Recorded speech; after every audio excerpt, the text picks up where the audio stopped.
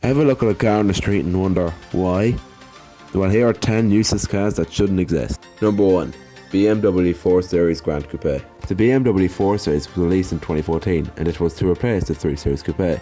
Although this seemed normal, BMW thought, let's get in on that action with the success of the Audi A5. What resulted was a 4 Series Grand Coupe, basically a 3 Series with a hatchback. It was evident that BMW made no effort to make these cars a little bit different than the 3 Series. As to the untrained eye, the Grand Coupe is a 3 Series. If you really wanted a 4-door 4 Series, why not just get a 3 Series? Number 2. Audi Q2. In a world where crossovers rule all, it is common to see brand make several crossovers in their lineup. Audi, who already had 2 crossovers, decided that a third would be just right. Enter the Q2. If you felt that the Q3 was gigantic, then the not so small Q2 is for you. Based off a similar chassis and costing about the same, the Q2 really makes you beg the question, so when's the new Quattro coming out? Number 3. Range Rover Evoque Convertible. So they actually made this thing. The Range Rover Evoque Convertible is for the 7-weirdos, idiots, people who always dreamt of owning a convertible SUV. It is appealing as it is impractical and expensive. The open top allows you to experience open top driving for the 2 days of the year that is actually sunny, or taking it off-road, which you most certainly won't. So what's wrong with the hardtop again? Number 4. Renault Avantime.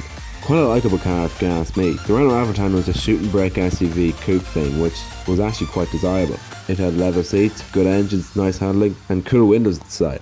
Unfortunately, in the real world, the Avantime was basically a 2-door Spas.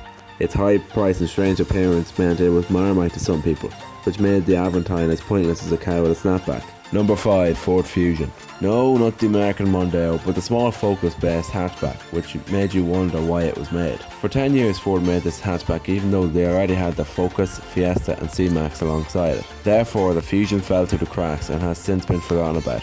Ford really should have known better. Number 6. BMW X6. Oh look, another BMW. The X6 was first produced in 2008 as a mid-sized crossover coupe. If you thought they couldn't get any worse, it was clear that by its styling that the X6 had no idea what it actually was, nor what it was up against. It may look sleek to some people, but in reality the sweeping coupe line has meant that headroom in the back was almost non-existent. It also did not handle well, ride well, go off-road well, and most certainly it didn't cost well. Does that even make any sense? Is there even a market for these? Number 7. Mercedes GLE Coupe. Just as I thought there was no market for a crossover coupes, turns out there was. The Mercedes GLE is going the X6's crown, and it shows that Mercedes have taken out the big guns this time.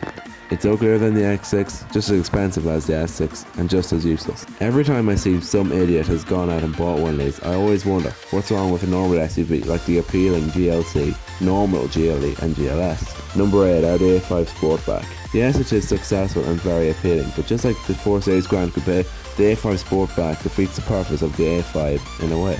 The Audi A5 is a 2-door coupe variant of the A4. The A5 Sportback is a 4-door version of the A5, so in other words, it's basically an A4. I'm so lost. Unlike BMW, Audi put a bit more effort into making the A5 much different looking than the A4, so they are easily distinguishable, and not just an A4 with a hatchback. Number 9. Nissan Murano Cross-cabriolet. In the early 2000s, we had heard of the Nissan Murano.